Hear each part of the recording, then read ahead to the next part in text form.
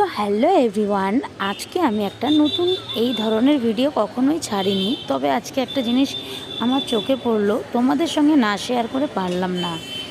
আমাদের এই যে গেও মাতা দেখতে পাচ্ছ, তো এই গেও মাতা নিচে গাড্ডার মধ্যে পড়ে গেছে।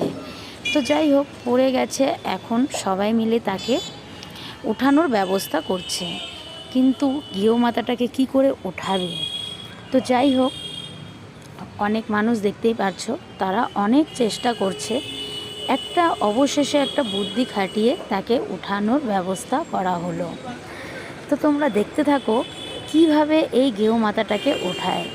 এই দাদাভাইটাকে আমি স্যালুট জানাই, তার কারণ এত সুন্দর করে গেও মাতাটাকে ওঠানো হলো। গেও মাতার একটুকু কষ্ট হয়নি, ধীরে সুস্থে আরাম করে তাকে ওঠানো হলো।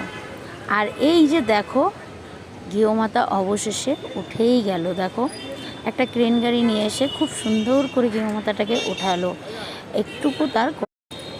আর দেখো, যখনই গেও মাতাকে নিচে রাখা হলো, আর কি পাগলের মতো ছটফট করছে, মানে সামনে পেলে ঢিসা দিয়ে সবাইকে উড়িয়ে দেবে।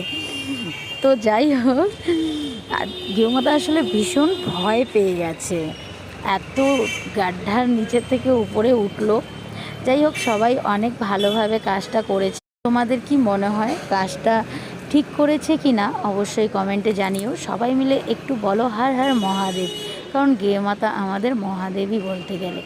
তো দেখো, এদিকে গরুটা দৌড়াচ্ছিল, আর এরা তো পাইপটা খোলেই নি। এখন ধীরে সুস্থে আদর ভালোবাসা দিয়ে আস্তে করে পাইপটাকে খুলে নিল। আর এই যে গেও মাতাটা দেখলে এইটুকু টাইমের মধ্যে কি সুন্দর পোষ